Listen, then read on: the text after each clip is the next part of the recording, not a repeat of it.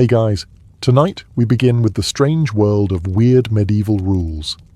The kind of laws that sound ridiculous today, but in the context of castles, plagues, and chronic bad hygiene, actually made sense. So before you get comfortable, take a moment to like the video and subscribe, but only if you genuinely enjoy what I do here. And let me know in the comments where you're tuning in from and what time it is for you. It's always fascinating to see who's joining us from around the world. Now, dim the lights, maybe turn on a fan for that soft background hum, and let's ease into tonight's journey together. You roll out of bed, or rather, out of the pile of straw pretending to be a bed, and think, maybe today I'll try to look like less of a mud-stained disaster. You eye that fancy scrap of fur you found at the market and imagine yourself strutting into the village looking like a medieval influencer. Bad news. Congratulations, you've just broken the law. That's right.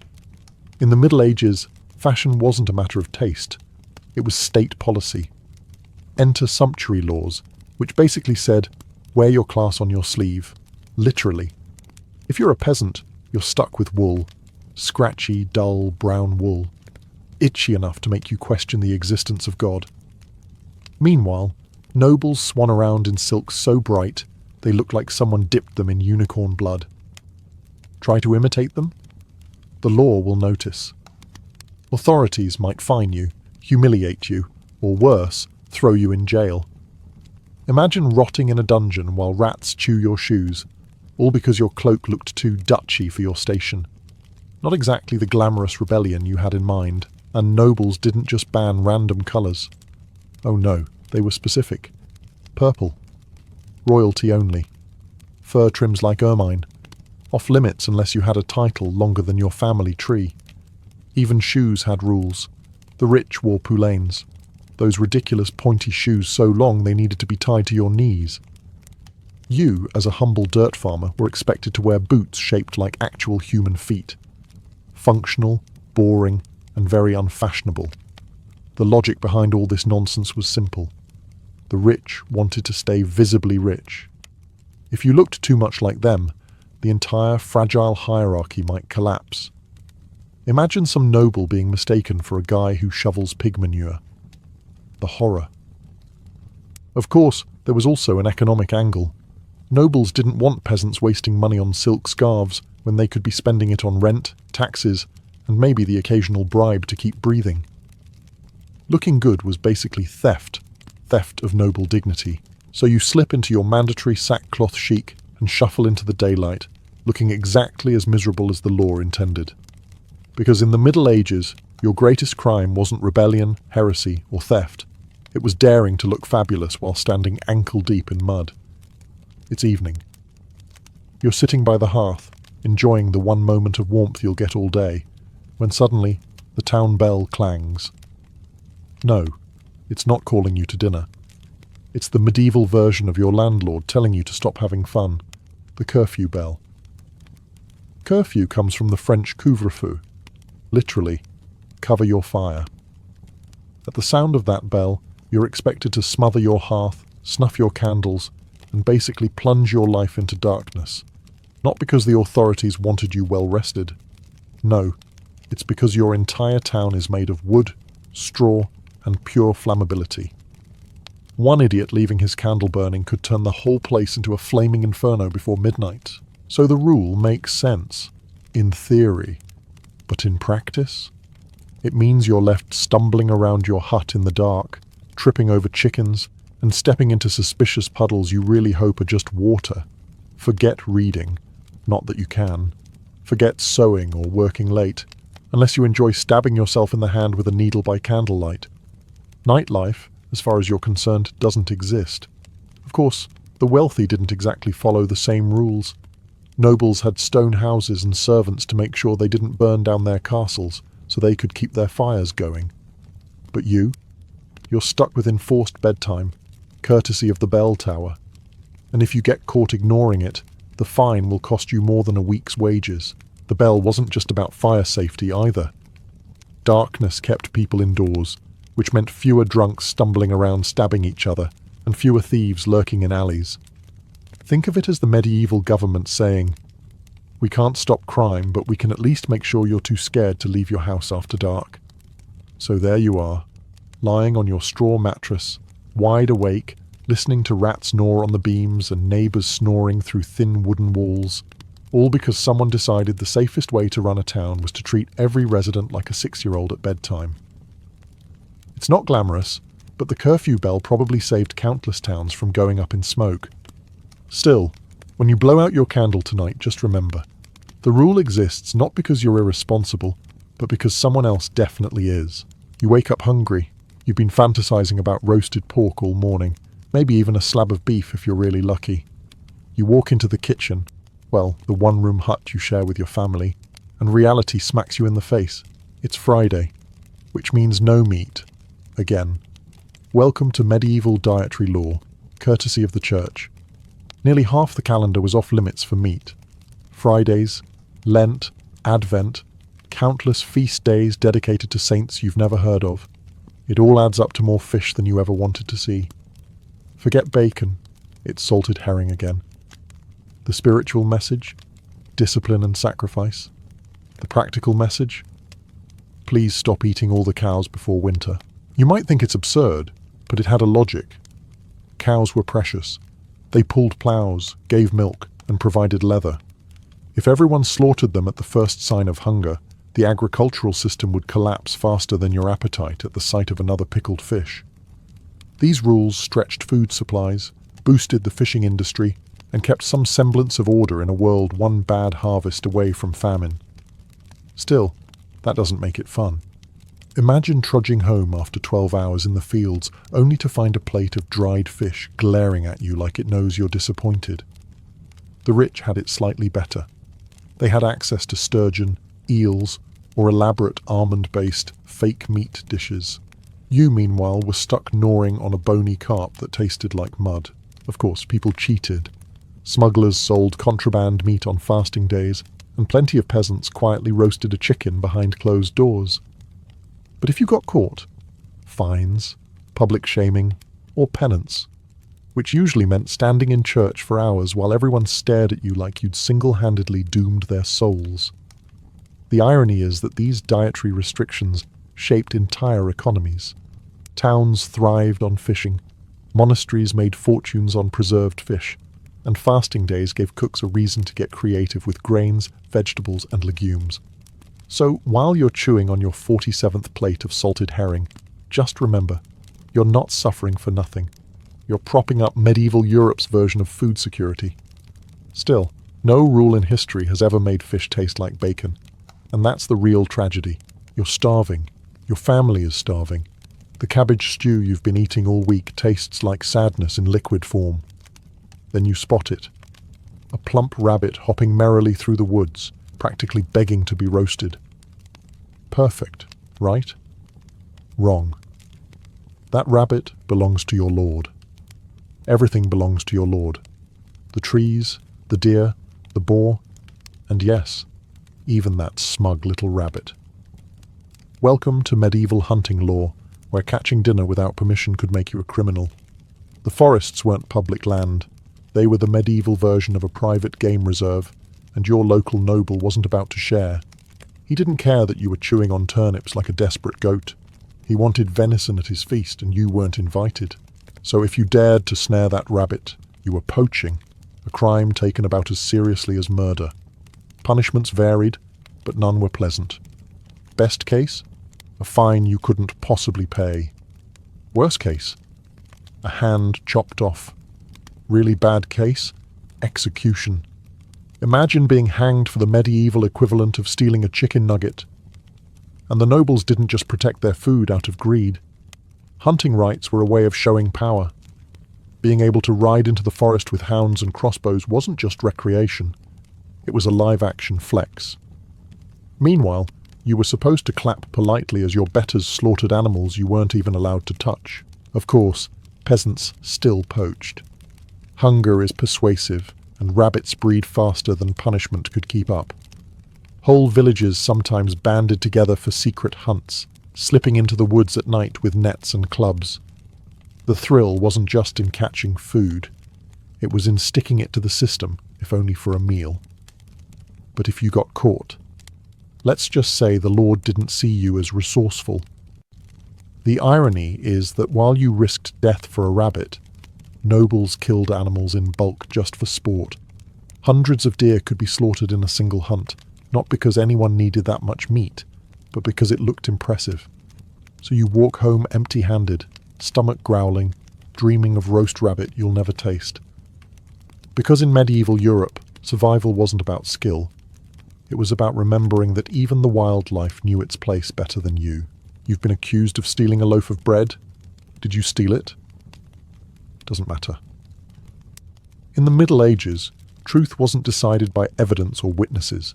It was decided by God, and God apparently moonlighted as a game show host.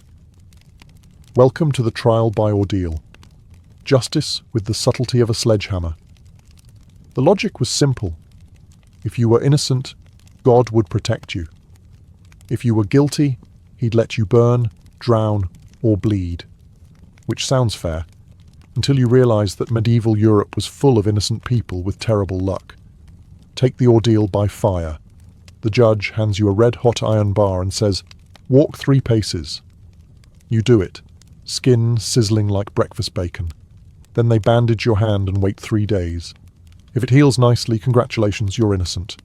If it festers, which in a world without soap or antibiotics it absolutely will, guilty. Enjoy your punishment. Or maybe you get the ordeal by water. They tie you up and toss you into a pond. Sink? Innocent, though you're now at the bottom of the river. Float? Guilty. The logic here was that pure water would reject liars, which is exactly the kind of nonsense you come up with when no one's invented science yet.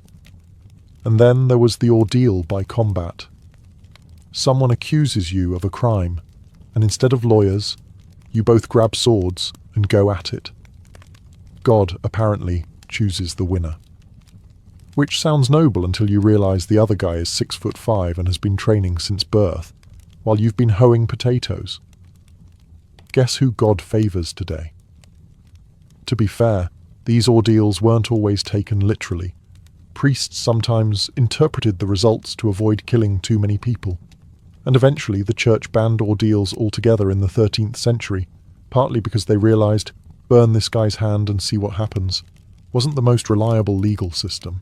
But for centuries, trials by ordeal were the gold standard of justice. Which means if you lived back then, your innocence wasn't proven by honesty or character.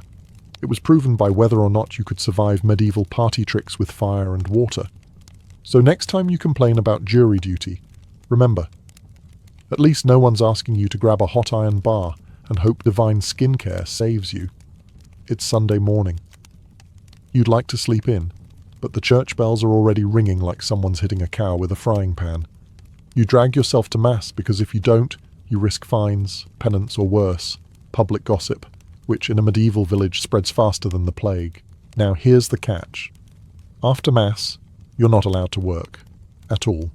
No ploughing, no weaving, no fixing the roof that's currently dripping into your stew pot. The rule is simple. Sunday is God's day, not yours. You're supposed to rest, reflect, and avoid sin. Which sounds great in theory, until you realize your landlord doesn't care if you're resting. He still wants his rent, and the weeds in your field didn't get the Sabbath memo. The church, to be fair, enforced this for more than just piety. A weekly rest day kept peasants from literally working themselves into an early grave. In a world where vacation meant collapsing in the mud, Sunday was the one day you could avoid dropping dead in the field. Call it medieval HR policy wrapped in scripture. Of course, rest was a relative term. You weren't reclining with wine and cheese. You were sitting through a 2-hour Latin sermon you couldn't understand, followed by endless prayer. After that, maybe you'd sneak in a nap before the priest reminded you that idleness was also a sin. In short, Sunday gave you the choice of being bored into holiness or guilty of laziness. Naturally, exceptions existed. Nobles still hunted, servants still served, and emergencies like putting out a fire or delivering a baby didn't count as work. But if you tried to sneak in a little extra farming, someone would rat you out. and suddenly you're standing barefoot in church while the priest scolds you in front of the whole village. Still, the rule had staying power. Without it, peasants might have been worked 7 days a week until they dropped. The Sabbath gave you at least the illusion of rest, a little buffer between endless toil and inevitable death. So, you trudge home from church, eat your cold porridge, and rest by staring at the wall. Congratulations. You survived another Sunday without accidentally sinning. Sort of. You've decided you're tired of farming mud and eating cabbage soup, so you want to try your hand at a trade. Maybe you'll become a baker or a blacksmith, or even a weaver. Great idea. Except you can't just start hammering metal or selling loaves of bread. First, you need the blessing of the medieval equivalent of a mafia family, the guild. Guilds controlled everything. Want to bake bread? You have to be in the Bakers' Guild. Want to shoe horses? Farriers' Guild. Want to carve wooden spoons? Believe it or not, there was probably a guild for that too. And if you tried to work outside the guild system, you'd be fined, driven out, or occasionally beaten into remembering the rules. Joining wasn't easy. First, you had to spend years as an apprentice, basically working for free in exchange for experience. After that, you'd graduate to journeyman, wandering around trying to earn wages while still under guild rules. Only after producing a masterpiece, literally a perfect example of your craft, could you apply to become a master yourself. And who judged your masterpiece? The other masters in the guild, who had every reason to make sure fewer people joined their little club. Sounds familiar, doesn't it? At first glance, this all feels suffocating, but there were good reasons. Guilds set quality standards, so people didn't die from bread made of sawdust or armor that shattered on the first swing. They regulated prices to avoid chaos in the marketplace.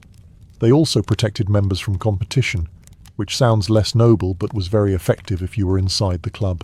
For you, the downside was obvious. Without guild membership, you couldn't legally sell your work. You'd end up like that one guy who tried to open a discount bakery and got his oven smashed by guild enforcers. Medieval Yelp reviews weren't written with words. They were written with bricks through your window. Still, guilds offered security. If you were part of one, you got protection, training, and a voice in your town's affairs. If not, you were just another peasant pretending to know how to hammer iron. So you swallow your pride, sweep the shop floor for 7 years as an apprentice, and hope one day your masterpiece doesn't get rejected. Because in the Middle Ages, you couldn't just follow your passion. You had to follow the guild, or else. You don't own a clock. You don't even know what a clock is. Time, for you, is whatever the local church bell says it is. And those bells? They never stop. They ring to wake you up. They ring to drag you to prayers. They ring for work, for rest, for meals, and for bedtime. Basically, the medieval bell tower was your overbearing parent, and you couldn't even slam your bedroom door to escape it. Picture it. You're in the fields, finally making progress with the plough, when clang, clang, clang. Time to stop and pray. You mutter a few words to God, go back to work, and just as you're finding a rhythm again, clang, clang, clang. Noon bells. Time to eat your gourmet meal of bread, onions, and disappointment. A couple of hours later, just when you think maybe you'll catch up on work, Vespers, off you go again. And it wasn't just about religion. The bells controlled civic life too. They announced market openings, curfews, and emergencies. Fire in the town, bells, enemy attack, bells, somebody important died, bells. Basically, bells were the medieval version of push notifications, constant, loud, and impossible to turn off. The worst part? You had no say in it. The priest or town officials decided when the bells rang, and you obeyed. Didn't matter if you were tired, in the middle of a meal, or halfway through something important. The bell owned you. Oversleep? Everyone knows. Because you missed the morning bells. Leave work early? Everyone knows, because the bells hadn't rung yet. Forget to show up to Mass? Guess what? The bells tattled. In theory, bells provided order in a world without watches or literacy. Most people couldn't read a calendar, let alone keep track of hours. The sound of bells structured the chaos. But for you, it meant your life was less living freely and more being Pavlov's dog centuries before Pavlov. So you trudge on, ears ringing, your entire existence carved into bell-shaped chunks of time. Because in the Middle Ages, you didn't ask what time it was. You waited for the bells to tell you who you were, where you should be, and exactly how little control you actually had. You stink. Everyone stinks. It's the Middle Ages, after all. So when you finally scrape together enough coins to visit the local bathhouse, you think maybe, just maybe, you'll leave smelling less like a damp goat. You walk in, ready to scrub weeks of filth off your skin, and find the doors barred shut. Why? Because the town authorities decided bathhouses are basically plague factories. And to be fair, they weren't entirely wrong. Bathhouses weren't just for baths. They doubled as social clubs, gossip centres, and, let's be honest, budget brothels. A place where you could chat, soak, and catch a disease all in one convenient visit. When syphilis and plague swept through Europe, the bathhouse became everyone's favourite scapegoat. Shut them down, and maybe people stop dropping like flies. Or maybe they just keep stinking, which is at least less contagious. But here's the problem. Without bathhouses, your hygiene options are limited. Washing at home means hauling buckets of freezing water from the well, dumping it into a wooden tub, and pretending this counts as a spa day. Soap is expensive, hot water is a luxury, and honestly, your family would rather use that firewood to cook food than to make sure you don't smell like despair. Of course, the nobles didn't always play by the same rules. They had private baths, perfumed oils, and servants to scrub them down. You're left rubbing yourself with a rag and hoping no one notices that your natural musk could scare away wolves. And here's the kicker. The church often viewed public bathing with suspicion anyway. Too much nudity, too much mingling of sexes, too much fun. If you enjoyed it, it was probably sinful. So bathhouses lived in this bizarre moral grey zone, tolerated one year, banned the next. You never knew if your evening soak would leave you refreshed or excommunicated. So you shuffle back home, dirt still caked under your nails, hair greasy, skin itchy. You tell yourself bathing is overrated, that nobody notices anyway. Except they do. They all do.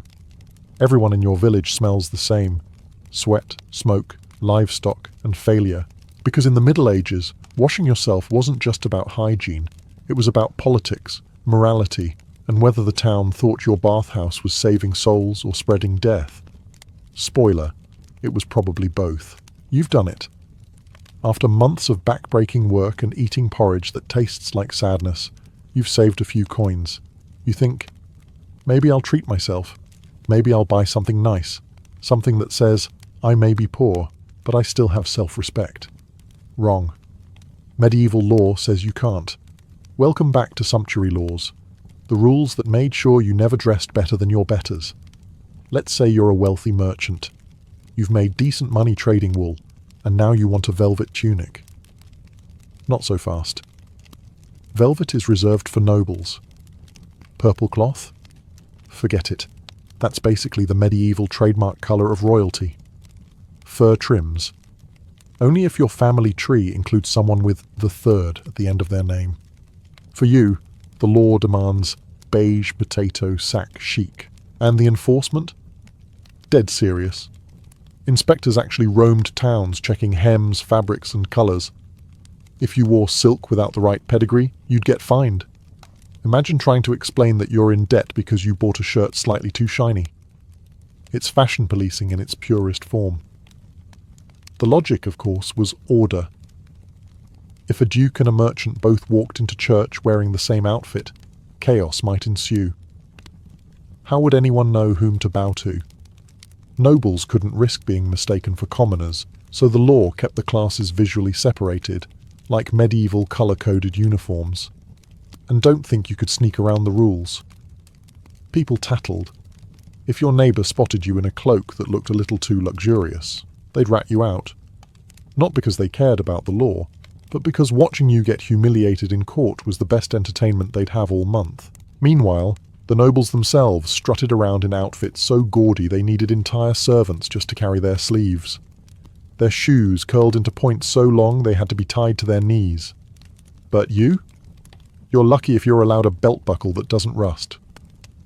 So, you put away your dreams of velvet and settle for another wool tunic, blending back into the grey-brown sea of mediocrity that was medieval fashion for the non-elite.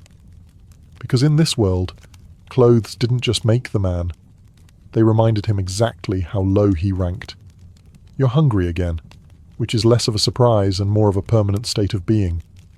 Today you think, maybe I'll splurge on something fancy, a goose, or white bread, like the nobles eat. Unfortunately, the medieval rulebook is already laughing at you, because in this world, even your dinner is a reminder that you're not important. Food was divided by class, and the laws made sure you knew it. Nobles got the good stuff: venison, swan, pheasant, and white bread made from refined flour. You, on the other hand, got barley bread so dense it could double as a weapon. You ate onions, leeks, cabbage, and more cabbage. When in doubt, always more cabbage. Your stew wasn't seasoned with herbs, it was seasoned with despair. White bread was especially humiliating. It wasn't just tastier, it was literally a status symbol. Only the wealthy could afford to waste good flour on fancy loaves, while you were stuck with dark bread that looked and tasted like a doorstop. And if you tried to get around it, say, buy a goose on the sly or sneak some venison into your pot, congratulations, you're guilty of eating above your station. Fines, shaming, or worse. Imagine explaining to your children that you're in prison because of bread. The rules weren't only about class snobbery, they also had practical roots. By reserving high-status foods for the elite, society rationed limited resources. If every peasant roasted swans on Sunday, there'd be no swans left for the Duke's feast. And let's be honest, the Duke's feast was always going to matter more than your survival. Of course, this didn't stop peasants from dreaming. Ballads and jokes often poked fun at the idea of a poor man sneaking venison or a roast goose.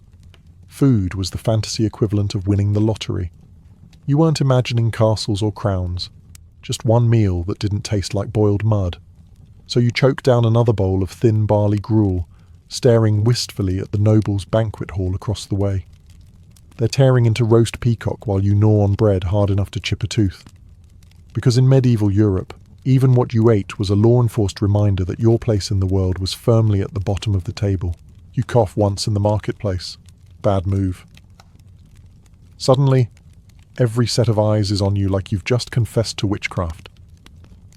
Welcome to plague season, where one sneeze can get your entire neighborhood shut down. In the Middle Ages, quarantine wasn't optional. If someone in your house got sick, the authorities would happily lock your door from the outside and nail a cross on it, so the whole town knew you were basically a walking biohazard. You didn't leave until everyone inside was either cured or buried. Fresh air? Forget it. The rule was, better one dead family than a dead village. Comforting. Markets closed. Inns closed. Weddings, fairs and festivals gone. Basically, everything that made life slightly less miserable was outlawed. The logic was sound. Keep people apart, and maybe they stop spreading death like it's free samples at a fair. But for you, it meant starvation, isolation, and lots of awkward conversations with your family in one cramped room. If you were unlucky enough to be a gravedigger, things got even worse. The authorities forced you to work day and night, hauling corpses, digging trenches, and trying not to catch the very thing you were burying. Refuse, and you'd be punished like a criminal. Accept, and you'd probably die anyway. Career options were bleak. And let's not forget the travel bans. Whole towns locked their gates to outsiders. Strangers were treated with suspicion, merchants were turned away, and if you did manage to sneak in, you were greeted with pitchforks instead of hospitality. Tourism in plague years wasn't exactly thriving. Of course, these rules had their moments of medieval brilliance. Some cities actually reduced death tolls by enforcing strict quarantine. Others just panicked, shut everything down, and hoped God would notice. Either way, the result was the same.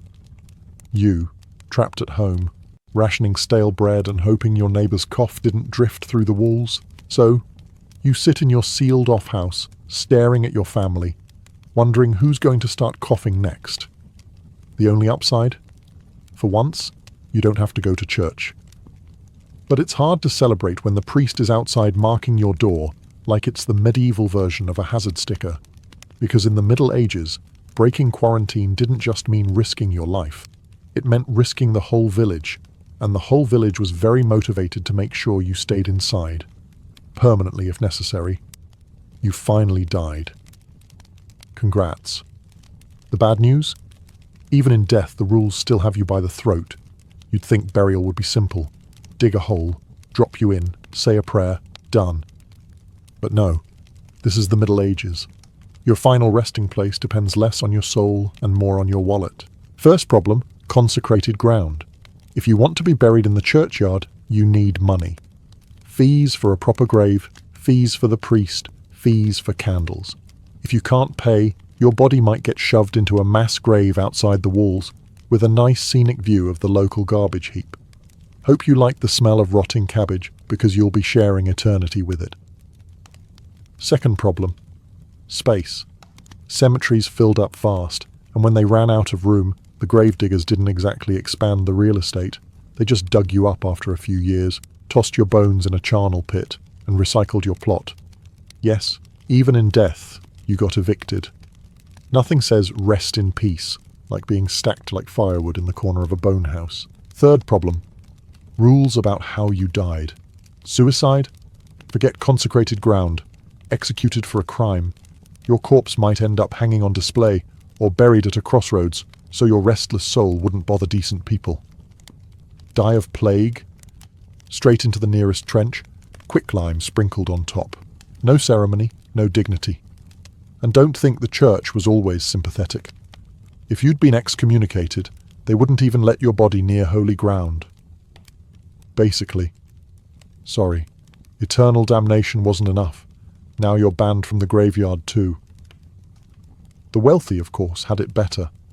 Nobles got tombs, effigies, and sometimes even a permanent spot inside the church itself, where their marble likeness could glare down at peasants for centuries. You're lucky if your grave marker isn't just a rock with "Here lies nobody important" scratched on it. So, even in death, you realize the Middle Ages never stopped reminding you of your place. The rules didn't just tell you how to live, they told you how to rot. And the final joke? Your descendants will probably forget where you're buried anyway. Because in medieval Europe, even the afterlife had a waiting list. You're sitting in the tavern, a few mugs of ale deep, when your friend mutters something about the bishop's new hat looking like a stolen beehive. You laugh, maybe a little too loudly. Bad idea. In the Middle Ages, mocking the church wasn't just bad manners. It was a crime. A serious one. See, the church wasn't just about Sunday sermons and stained glass windows. It was the single largest landowner in Europe, wealthier than kings, and basically the medieval version of both Amazon and the IRS combined, which meant insulting a priest or questioning doctrine was like trash-talking your boss while the boss owns your house, your food supply, and your soul. Not smart. Punishments varied, but none were pleasant. You might be fined, forced to do public penance. Imagine standing barefoot in church while everyone stares at you like you farted during Mass. Or, if you really pushed it, branded a heretic. And once that label stuck, things got hot. Literally. Because heresy and fire tended to go hand in hand.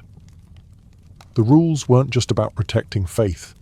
They were about protecting power.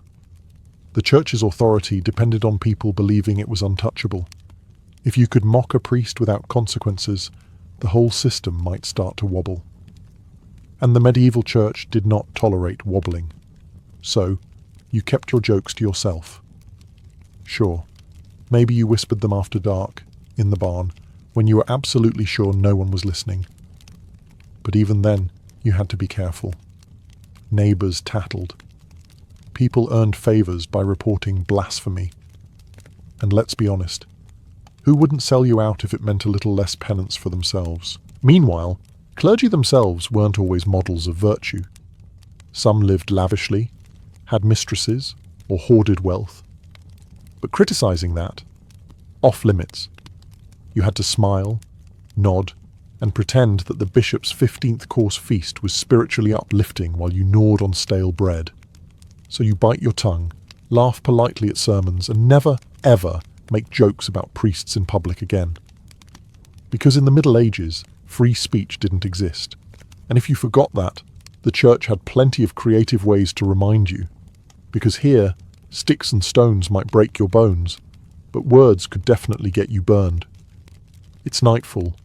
You're finally home after a long day of bending your spine in half for someone else's profit. All you want is to sit by the fire, eat your watery stew, and maybe not freeze to death. But just as you're starting to feel human again, the church bell clangs. The message is clear. Cover your fire, snuff your candles. Fun time's over. This wasn't a suggestion. It was law. Your hearth had to be covered at night, or you risked fines, punishment, or worse. Burning the entire village down because you nodded off with a log still smouldering. And in a town made entirely of wood, thatched roofs, and bad decisions, fire spread faster than gossip after Mass. One drunk farmer could turn everyone's house into a bonfire, and nobody wanted that. So you obey. You shovel dirt over your fire, muttering curses under your breath, and spend the rest of the evening shivering in the dark. Your entertainment options are limited. Talk to your family, who you're sick of.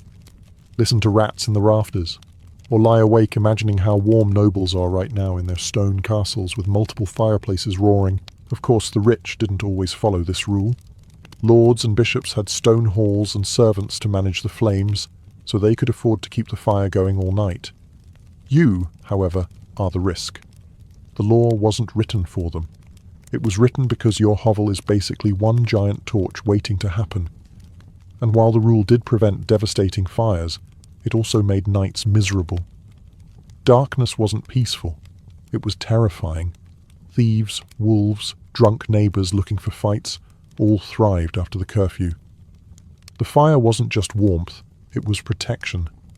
Without it, you sit in the dark like bait, hoping nothing out there decides you look edible. Still, the law stood for centuries. Fire was both your best friend and your worst enemy, and medieval life was already dangerous enough without waking up in a pile of ashes. So you pull the blanket tighter, listen to the silence, and wait for dawn.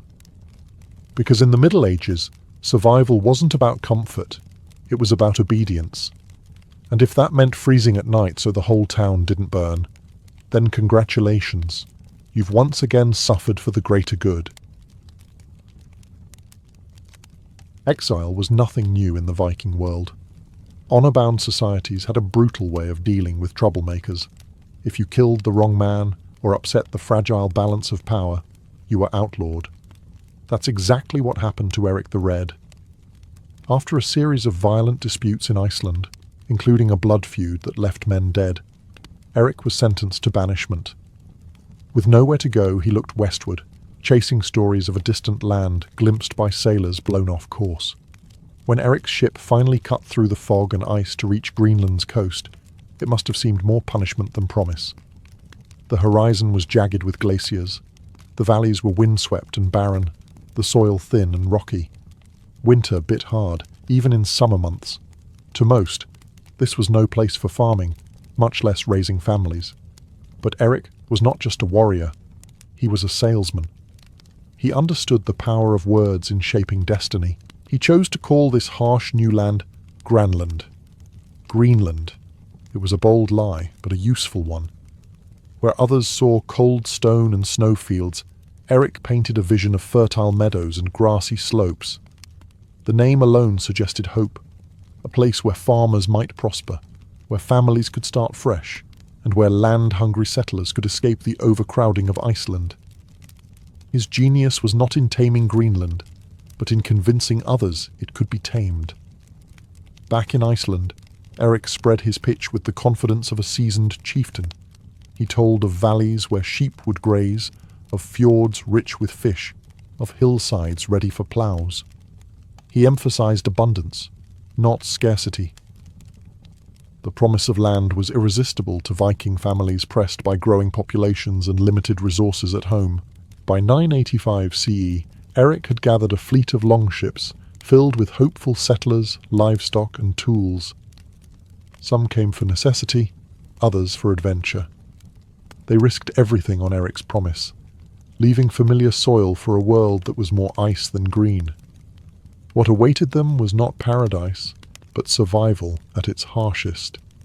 Yet without Eric's cunning rebranding, Greenland might have remained an empty wilderness, known only to drifting sailors.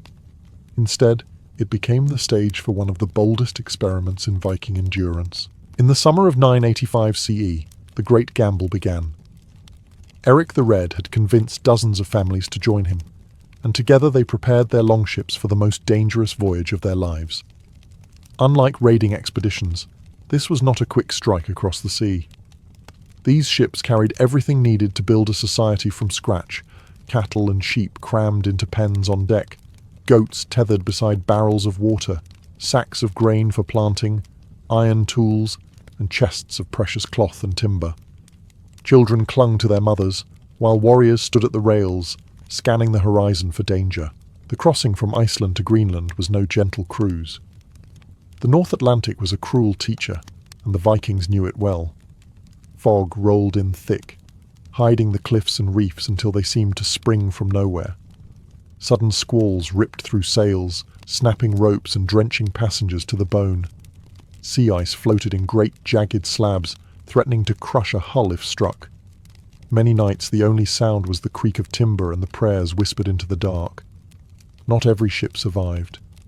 The sagas tell us that of the 25 or so longships that set out, only about 14 reached Greenland. The rest were lost to storms, shipwreck, or forced to turn back, limping home with broken masts and shattered hopes. Those who pressed on did so with grim determination. To turn back meant shame. To continue meant danger, but also the chance at new land and freedom from old debts. Life aboard ship was cramped and relentless. Families huddled under woolen cloaks, fighting seasickness and hunger. Meals were hard bread, dried fish, and whatever could be boiled in seawater. Livestock fouled the decks, and the stench clung to everyone. Yet there was also resilience. Women spun yarn from wool even at sea, keeping their hands busy. Men sang rowing chants when the wind died, voices rising against the howl of the waves. Children, too young to understand the stakes, found moments of laughter, playing with driftwood toys between bouts of terror when the ship pitched too violently. After weeks of this peril, the settlers finally sighted Greenland's icy cliffs. Exhausted, battered, but alive, they had crossed the most unforgiving waters in the world. The land that rose before them was no green paradise, but it was theirs, and that was enough to begin. When the settlers first stepped onto Greenland's rocky shores, relief quickly gave way to reality. There were no forests to cut for timber, no soft fields ready for farming, and little sign of abundance. The mountains were bare, the valleys narrow, and the climate unforgiving. If the Vikings were to survive here, they would have to wrestle a home out of the land itself. The solution was both simple and ingenious. Turf houses. Strips of sod were cut from the ground, stacked like bricks, and packed tightly together. The walls could be several feet thick, insulating against the freezing winds that swept down from the glaciers. Driftwood, washed ashore after long journeys across the sea, became the skeleton of their dwellings. Roof beams, door frames, and supports. The Vikings learned to scavenge every scrap of wood that the ocean offered, treating each log as treasure. Inside, these homes were dim and smoky. The only light came from small openings covered in animal skins, while fires smouldered in stone hearths, filling the rooms with both warmth and choking fumes. Yet compared to the cold outside, they were sanctuaries. Families slept side by side on benches lined with furs, sharing body heat through the endless winter nights. The smell of drying fish, smouldering peat, and livestock penned nearby clung to every corner. It was far from luxurious, but it was survival. The settlement grew slowly, with each family carving out a farmstead. Barns and byres were built into the landscape, sheltering cattle, sheep, and goats through the frost. Fences were woven from driftwood or stone, enclosing precious pastures where animals grazed during the short summer. Women worked tirelessly at spinning wool, weaving cloth, and tending to children, while men hunted seals, caribou, and even the occasional polar bear to supplement the meagre stores of food. The communal effort bound the settlers together. Neighbours shared labour, tools, and stories around the fire. The harshness of Greenland demanded cooperation. Isolation meant death. Yet within this frozen frontier, the Vikings managed to recreate a version of their Scandinavian homelands. Halls for feasting, farms for families, and even small churches in later years. What they built was not just shelter, but hope. These turf and driftwood homes symbolized their refusal to yield, proof that even in one of the world's harshest environments the Vikings could carve out a world of their own. To a Viking farmer, fertile soil was wealth itself. But in Greenland, soil was scarce, thin, and stubborn. The settlers quickly learned that farming here was nothing like in Iceland or Norway. Summers were short, barely long enough for grass to grow, and winters dragged on endlessly. Yet the survival of the colony depended on coaxing every scrap of food from the land. Sheep and goats became the backbone of their farms. They could graze on the tough grasses that clung to the valleys and provided wool, milk, and eventually meat. Cattle were more difficult, prized for their milk and status, but costly to feed during the long winters. Storing hay was an all-consuming task. Families spent summers cutting every blade of grass they could find, drying it, and stacking it in barns for the dark months ahead. A shortage of hay meant starvation, for animals and people alike. Crops were limited. Barley and rye were attempted in sheltered plots, but the yields were meagre. The settlers relied heavily on dairy, butter, cheese, and curds that could be stored and traded. Fish and seal meat filled in the gaps, though hunting was risky and often required long journeys across treacherous ice. Women brewed whey into sour drinks, while children learned early to help herd sheep, gather eggs, and tend small gardens of herbs. It was a precarious balance. A single bad harvest, a colder than usual summer, or an outbreak of disease among the animals could mean disaster. Archaeological evidence shows bones of dogs and even newborn calves butchered during lean years, desperate attempts to stretch food supplies when famine loomed. Survival in Greenland was not just about skill, it was about endurance and luck. Yet farming was more than sustenance. It was identity. The settlers saw themselves as landholders, free farmers in the Norse tradition, tied to their animals and fields. Even in this icy frontier, they clung to the rhythms of home, milking at dawn, hay cutting in summer, slaughtering livestock in autumn, storing food for winter. Farming anchored them in a world that constantly threatened to sweep them away. Greenland tested their resolve at every turn.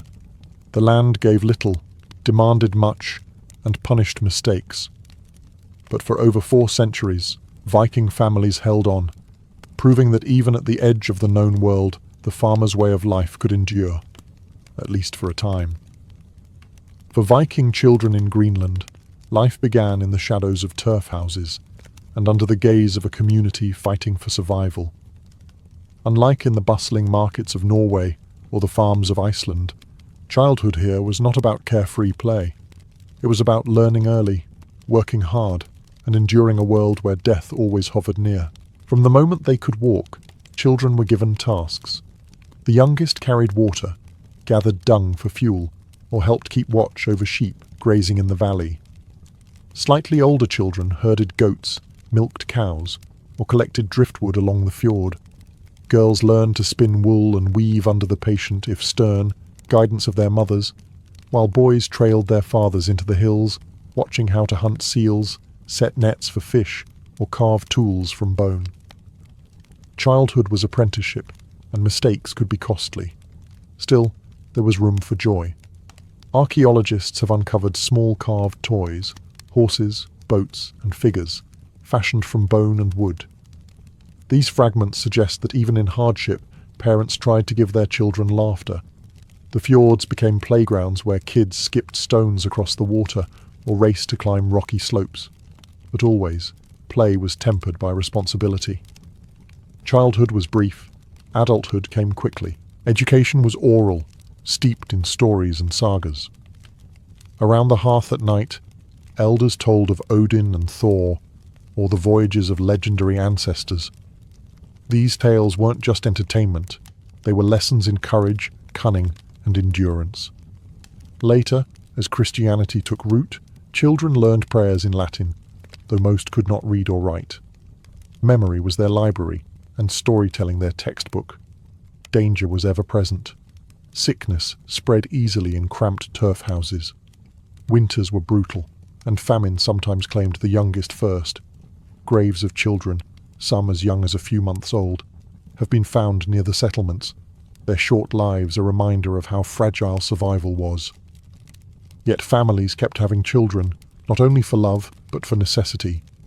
More hands meant more help, and more help meant a greater chance the household would endure. In Greenland, a child's laughter could pierce the monotony of hardship, but behind every smile lay the sobering truth. They were being prepared for a life of constant struggle. From birth, they were heirs to the same resilience their parents carried across the sea, resilience that kept the settlement alive for generations.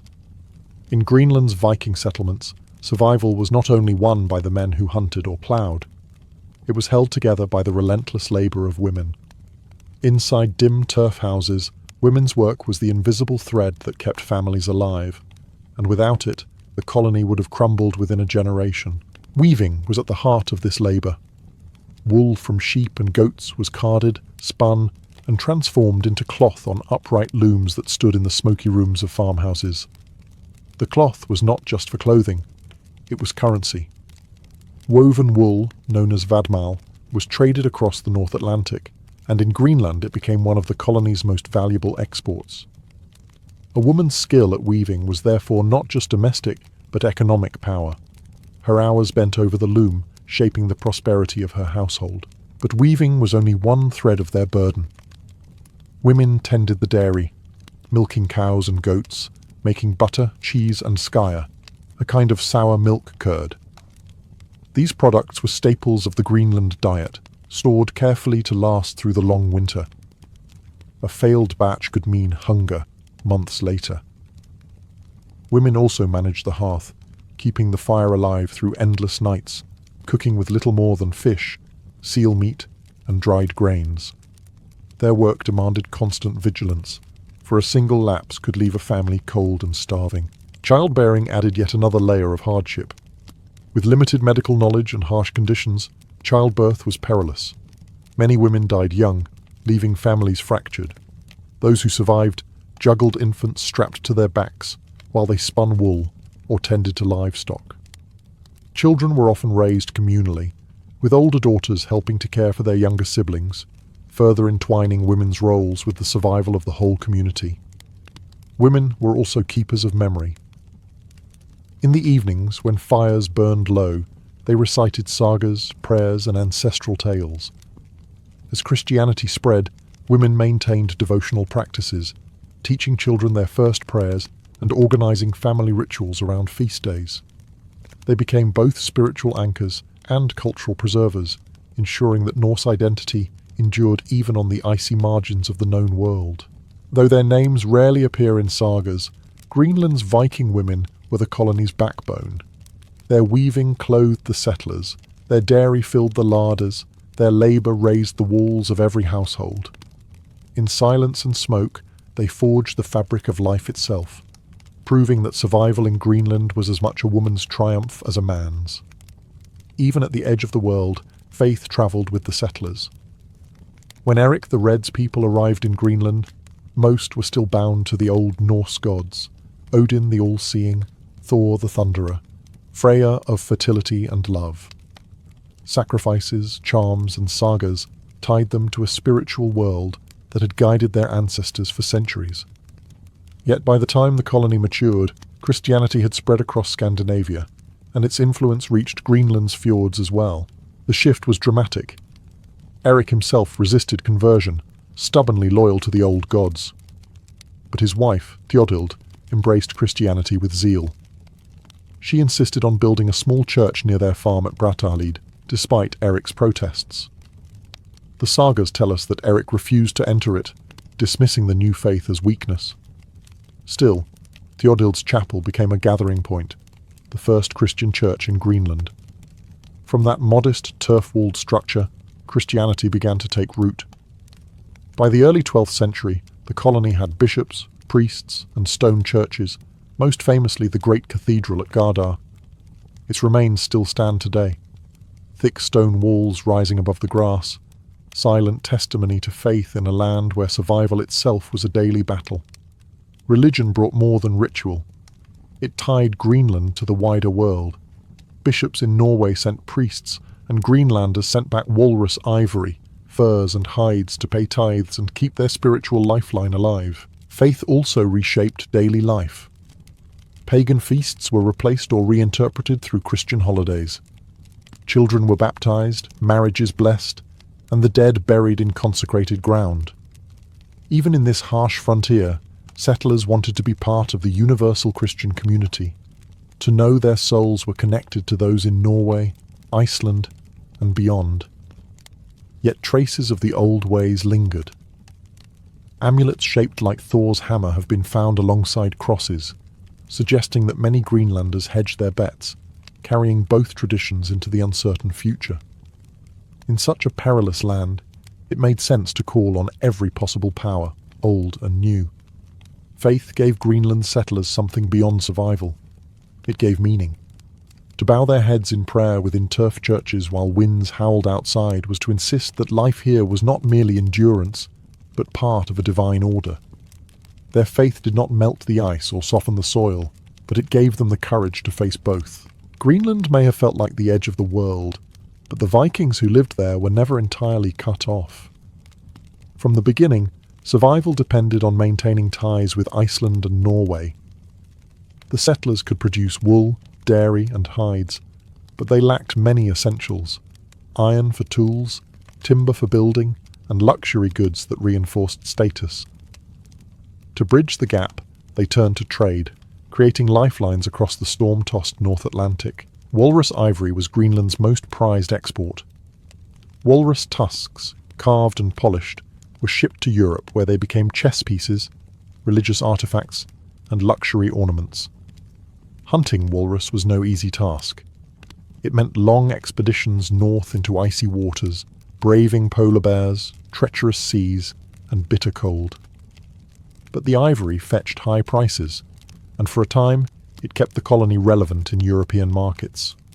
Alongside ivory came furs, seal skins, and even rope made from walrus hide, all commodities that tethered Greenland to the wider medieval economy.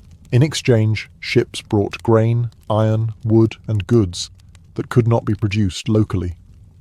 Priests and bishops travelled back and forth, ensuring the colony's spiritual connection to the church. Letters and rumours carried news of kings, crusades, and wars that felt impossibly distant, yet still shaped Greenland's fate. Each ship that arrived in the fjords was both a relief and a reminder. They were not forgotten, but they were far away. Yet, isolation always loomed. Years could pass without a single ship from Europe. Storms, politics, or simple neglect could silence Greenland's link to the outside world. During these gaps, settlers had to stretch dwindling supplies, repair broken tools with bone or stone, and improvise where trade would once have saved them. The psychological weight of this uncertainty was immense. Every summer, families scanned the horizon for sails, hoping, praying that a ship would appear. Despite the hardships, Greenlanders remained proud participants in the Norse world. They told stories of Leif Erikson sailing even further west, toward lands of forests and game. They sent gifts to kings and churches, asserting their place in the Norse tapestry. But beneath this pride was a fragile truth. Their survival hinged on ships that might not come. Greenland was connected, yes, but always precariously so, caught between trade and isolation, belonging and abandonment. For centuries, the Norse of Greenland endured, carving a fragile life out of the ice. But by the 14th and 15th centuries, the settlements began to weaken. Archaeology and sagas together hint at a slow unravelling. Not a single dramatic collapse, but a steady fading, like a fire that runs out of fuel. Climate was one enemy. The so-called Little Ice Age gripped the North Atlantic, bringing colder winters and shorter summers. Pastures shrank, hay harvests failed, and livestock starved. Farming, always precarious, became nearly impossible. Families slaughtered animals early, cut back on herds, and struggled to keep food in storage. Children's bones from late burials show signs of malnutrition, proof that hunger haunted the colony's final years. Trade also faltered. As walrus ivory lost value in Europe, displaced by elephant ivory from Africa, Greenland's main export collapsed. Fewer ships came. Without imports of iron, timber, and grain, the settlers turned inward, repairing tools with bone, patching roofs with whatever wood drifted ashore. Isolation, once an inconvenience, became a death sentence. Conflict with the Inuit may have played a role as well. The Norse called them skraelings, and though evidence suggests contact, trade, and occasional coexistence, tensions surely flared. Inuit kayaks and hunting techniques were better suited to the Arctic environment. As Norse farmers clung stubbornly to European ways, the Inuit thrived where they faltered. Some scholars believe competition over resources, seals, walrus, and fishing grounds deepened the Norse struggle. Religion remained strong to the end. Churches were still built, and priests still held mass, even as pews emptied. A wedding feast in the early 15th century is the last written record of Norse Greenland, a snapshot of joy in the face of decline. After that, silence. By the mid-1400s, no ships returned, no messages came. The colony vanished from European memory, its people absorbed into the land they had fought so hard to claim. When explorers later rediscovered the ruins, stone churches, collapsed farmhouses, abandoned fields, they found haunting reminders of resilience. Turf walls still stood against the wind, gravestones marked names long forgotten. The Norse of Greenland had not failed for lack of courage, but because even courage has limits.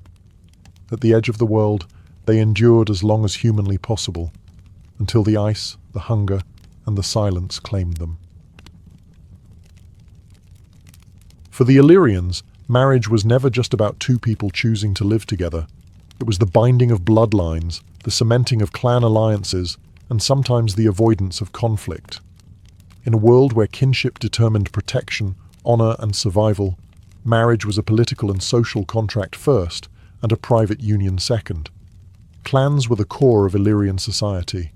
Every man and woman belonged not just to a family, but to an extended network of kin, stretching across valleys and hilltop settlements. These clans controlled land, resources, and warriors. When two young people married, the event reshaped more than their daily lives. It reshaped alliances between groups. A marriage could secure peace between rivals, strengthen trading bonds, or enhance military cooperation. In this way, the personal was always political. Negotiations over marriage were carried out by elders, men of authority who weighed the advantages carefully. They considered the wealth of the bride's family, the reputation of the groom's lineage, and the long-term gains that such a union could bring. A marriage was rarely spontaneous. It was the result of calculated decision-making, a strategy for survival in a world of shifting loyalties. Yet this emphasis on clan-centered unions did not strip marriage of its symbolic power. Weddings were moments when the collective identity of a clan was displayed. The joining of two families was celebrated not only as a personal milestone, but as a triumph for the wider community. Songs, rituals, and public ceremonies all reminded those present that marriage was larger than the bride and groom. It was a new link in the chain of kinship that bound the Illyrians together. For the individuals involved, this clan-centered view could be both a blessing and a burden. A bride might be given to a family she barely knew, her duty tied to her father's promises. A groom might find his marriage shaped more by alliances than by affection. Still, within these unions, bonds could grow stronger over time, forged by shared labor, children, and the constant reminder that their marriage carried the weight of entire clans. In Illyrian society, then, to marry was to step into the web of collective destiny. The ceremony may have joined two people, but the consequences reached far wider, echoing across kin groups, alliances, and generations. In Illyrian culture, marriage was rarely a matter of personal choice. It was arranged, negotiated, and carefully managed by the elders of the clan. Fathers, uncles, and respected male leaders were the architects of these unions, sitting together to weigh the potential benefits and obligations of every match. For them, the happiness of the bride and groom was secondary to the prosperity, safety, and influence of their families. The process could be long and deliberate.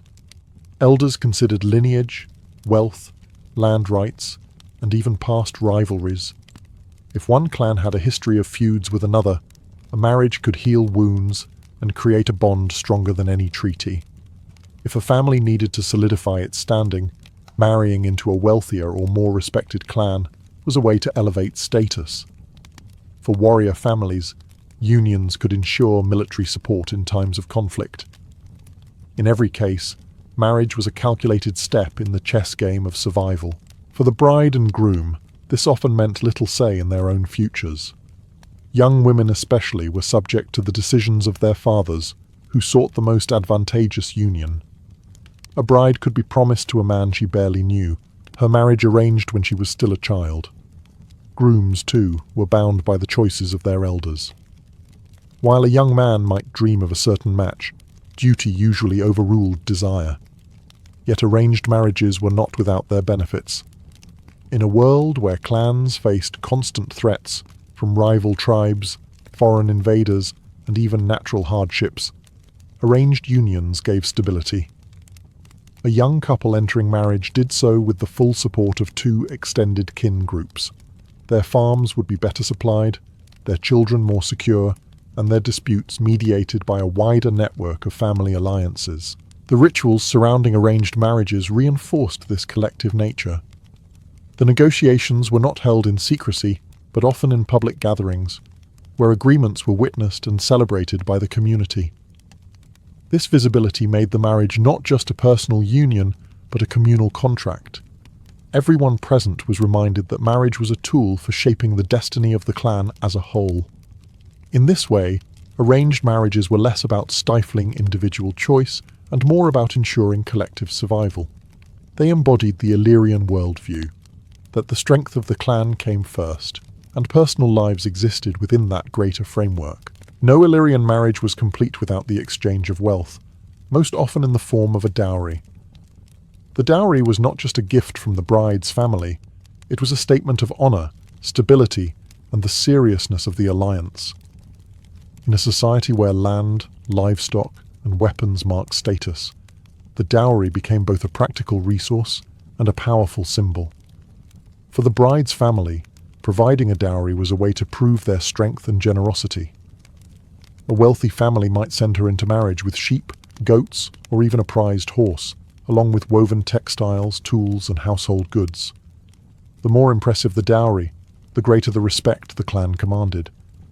A stingy or meagre offering, on the other hand, could cause whispers of weakness, damaging a family's reputation. The groom's family, however, was not simply the beneficiary. Accepting a dowry meant accepting responsibility. It was a pledge to treat the bride well, to uphold the alliance, and to maintain the trust that the transaction represented. In some regions, there is evidence of bride price traditions as well, gifts flowing in the opposite direction, from the groom's kin to the bride's family. This exchange reinforced the idea that marriage was not a purchase, but a mutual investment, binding two clans together in obligation and expectation. The items included in dowries also reveal much about Illyrian life. Livestock dominated, for animals were wealth in motion. They provided food, clothing, and trade. Metal objects, when available, were prized, as iron weapons and tools gave practical and military advantages. Women's dowries often included woven garments, blankets, and jewelry. Not only tokens of beauty, but also proof of the bride's skill and industriousness. These items would stock the new household, ensuring the young couple began their life together with security. Dowry ceremonies were public and festive. When gifts were exchanged, communities gathered to witness the transfer, often accompanied by feasts, music, and blessings. This visibility was important. It ensured that the marriage contract was not just between two families, but acknowledged and upheld by the entire clan network. Beyond economics, the dowry carried spiritual weight. It marked the bride's transition from one family to another, smoothing her passage into her husband's household. In this way, the dowry was not only wealth, but a bridge, connecting old ties with new responsibilities and ensuring that the alliance would endure. Among the Illyrians, marriage was not only a social and economic contract, it was also a sacred moment that touched the spiritual world. Central to the ceremony were fertility rites, rituals designed to ensure that the union would be fruitful, that children would be born, and that the land and herds would prosper under the blessing of the gods. Without fertility, marriage lost much of its purpose, for the strength of a clan depended on the growth of families. Before the marriage feast, sacrifices were often made to deities tied to fertility and prosperity. Archaeological evidence and later Roman accounts suggest that animals such as sheep, goats, or bulls were offered to invoke divine favor. The blood of the sacrifice was sometimes sprinkled around the wedding site, symbolizing life and continuity. In certain regions, the couple themselves may have been anointed with blood or oil, marking them as participants in a ritual larger than themselves. Fires, too, played a role. In many Indo-European traditions, flames symbolized purification and new beginnings, and the Illyrians were no different. Couples might walk around a fire, leap over flames, or share a meal prepared in the sacrificial hearth. These acts were not merely symbolic. They tied the couple to the eternal cycle of birth, death, and renewal that governed all life in Illyrian belief. The bride was often the focus of these fertility rites. Dressed in her finest garments and adorned with jewelry, she was presented as both the bearer of future children and the living embodiment of prosperity. Female relatives sometimes accompanied her with chants, dances, or blessings, invoking the ancestors and spirits of fertility. Herbs and flowers may have been woven into her attire, each chosen for its symbolic power to encourage health, love, and fecundity. The groom, meanwhile, was expected to prove his readiness as a protector and provider. In some traditions, he might participate in ritual hunts or contests of strength before marriage, demonstrating that he was worthy of raising a household. These displays tied masculinity to fertility as well, for a strong hunter meant a strong lineage. Altogether, these rites infused marriage with a sacred dimension that went beyond contracts and dowries. To marry was not only to bind families together, it was to invite the gods to bless the union, to renew the strength of the clan, and to ensure that life itself would continue through children, herds, and fields. No Illyrian marriage was complete without music and dance. Once the dowries were exchanged and the rituals performed, the serious business of alliance turned into a public display of joy. For the clans, this was more than entertainment. It was a chance to celebrate survival, kinship, and the continuity of their people. Music carried the rhythm of the feast. Simple instruments such as flutes, horns, and stringed lyres set the tone, while drums and rattles drove the beat. Songs often recounted heroic deeds, legendary ancestors, or the blessings of the gods. At weddings, verses were improvised to praise the bride's beauty, the groom's strength, and the union of their families. These songs reinforced the purpose of the gathering, to bind the living community together while honoring the voices of the past. Dance was equally central.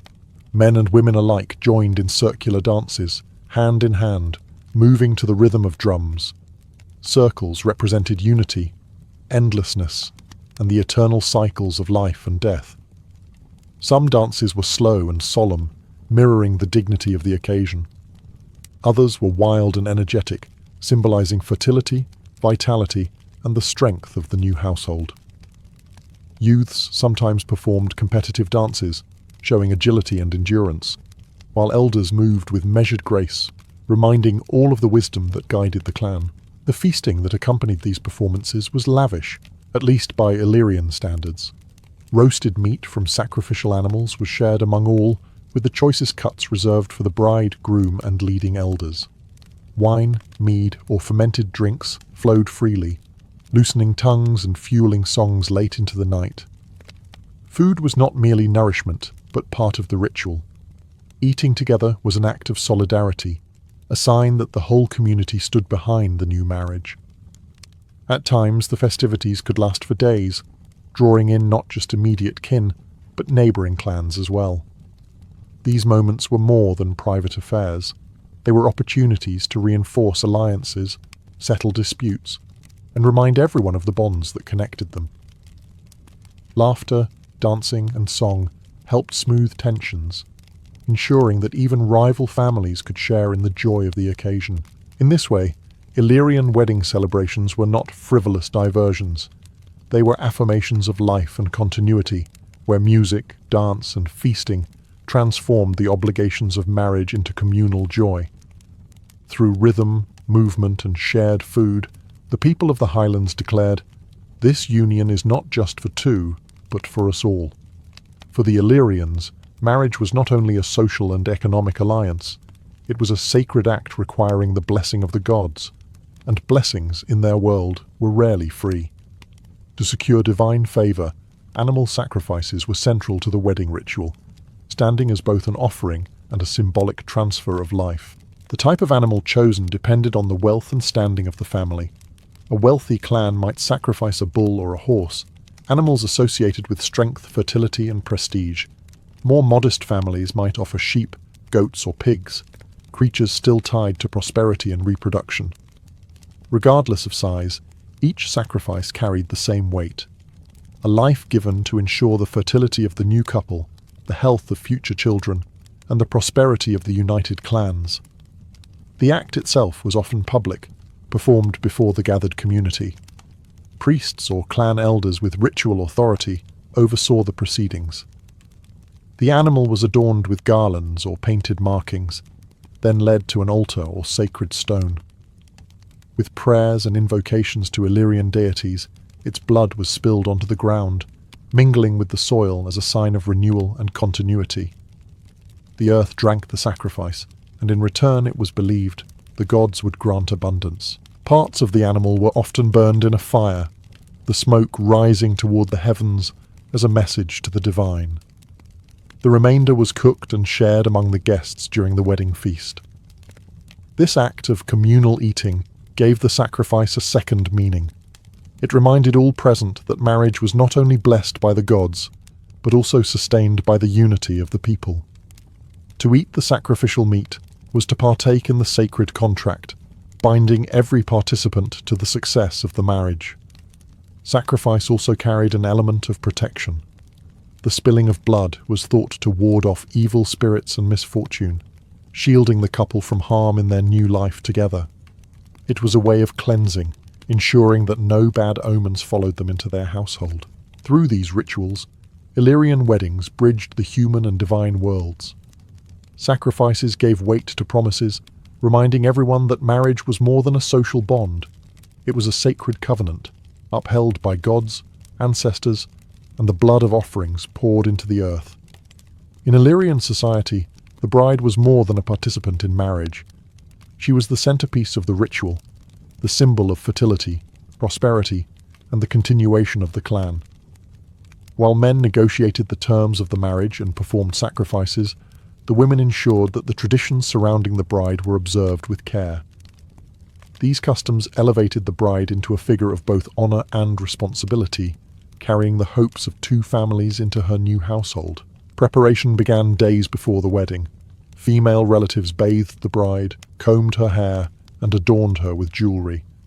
Necklaces of bronze, silver, or glass beads reflected her family's wealth, while belts and fibulae, brooches, fastened garments that displayed her skill in weaving. Some items were heirlooms, passed down through generations, linking her to the women who came before. This dressing was not just beautification, it was a rite of transformation, marking her passage from maiden to wife. Symbolic rituals surrounded her departure from her natal household. In some traditions, she may have been veiled, representing both modesty and the mystery of her new role. Women sang laments, bittersweet songs mourning the bride's separation from her family while blessing her future. These chants underscored the reality that marriage meant leaving one world behind to enter another. The journey to the groom's house was itself a ritual. Often accompanied by relatives, the bride was led in procession, sometimes on horseback, sometimes on foot, through the community. Along the way, neighbors blessed her with gifts of food, drink, or tokens meant to ward off misfortune.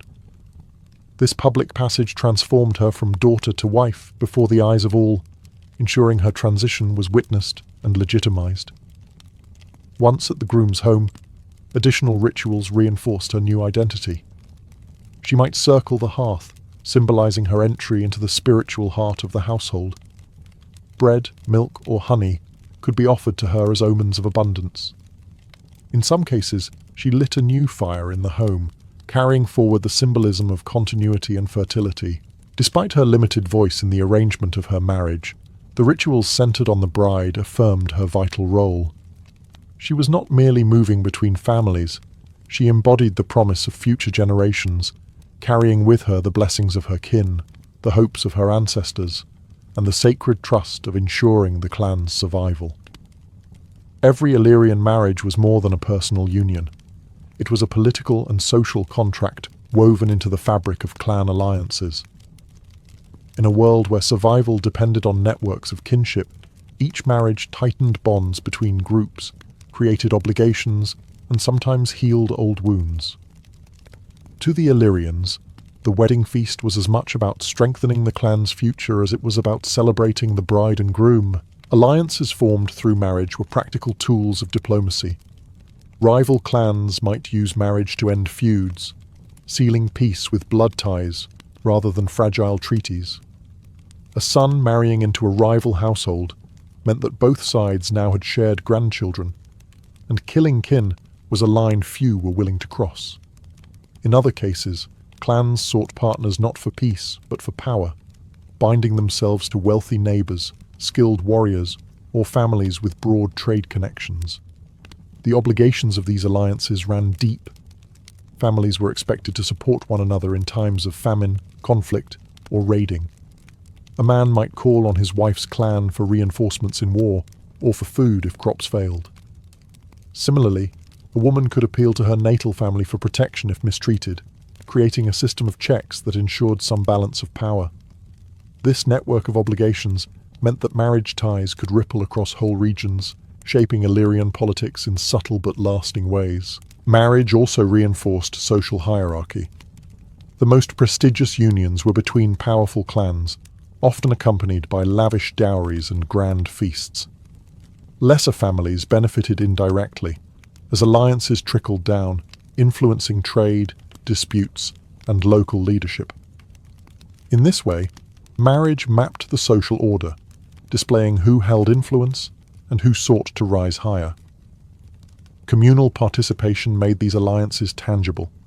When a wedding was celebrated, the entire community witnessed the new bond. Songs praised not just the bride and groom, but also the unity of clans. Guests who feasted together became part of the covenant, reminded that their fortunes were now intertwined. In essence, marriage was the glue of Illyrian society. It bridged rivalries, bolstered security, and maintained the delicate balance of power among fiercely independent clans.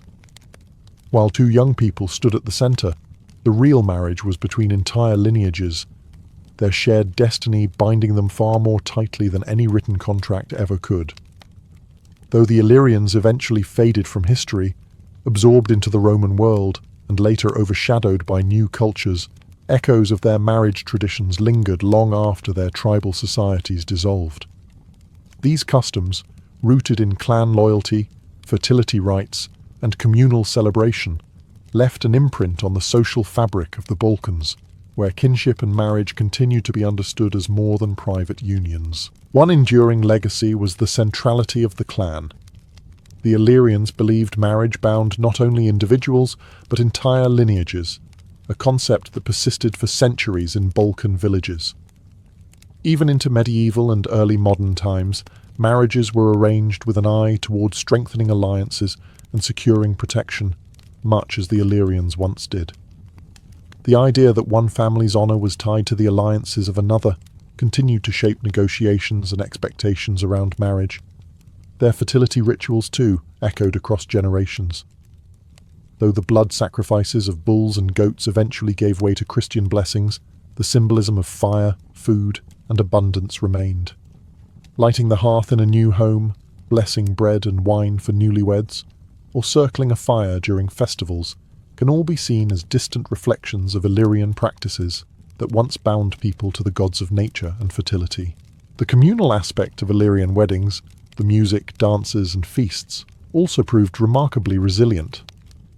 Traditional circle dances, performed at weddings across the Balkans even today, recall the ancient symbolism of unity and continuity. The role of song, improvising verses to honor the bride and groom, also survived, adapting to new languages and faiths but preserving the same function, to publicly affirm marriage as a celebration for all, not just for two. Perhaps the most telling legacy lies in the balance between duty and personal choice. For the Illyrians, arranged marriages ensured stability, and while modern cultures have shifted toward individual preference, traces of this collective mindset linger. Even now, in some rural traditions, elders play a strong role in approving or guiding unions, echoing the ancient belief that marriage is too important to be left entirely to youthful desire. In the end, Illyrian marriage traditions reveal a people who understood that survival rested on bonds. Between men and women, between families, between clans, and between humans and the divine. Though the Illyrians themselves vanished from history's stage, the patterns they wove through marriage survived, carried forward in rituals, symbols, and the enduring human need to find unity in the face of life's uncertainties. Harald Sigurdsson, the man who would later be remembered as Hardrada, the Hard Ruler, entered the world in 1015, at a time when Norway was caught between chaos and kingship. He was born into the powerful house of Sigurd Syr, a minor king in the fertile region of Ringerike. His mother, Åsta Gudbrand, was already well known in Norway's political circles, having been the mother of Olaf Haraldsson, the future Saint Olaf and King of Norway.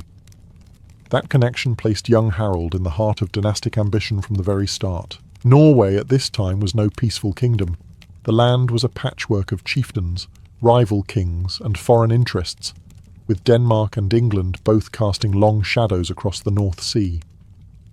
The Viking Age was still alive with its old spirit of raiding and conquest, but Christianity was beginning to reshape society. Harald grew up at the crossroads of these traditions, hearing stories of gods and sagas while watching priests and bishops establish the new faith in his homeland. It was a childhood steeped in both sword and sermon.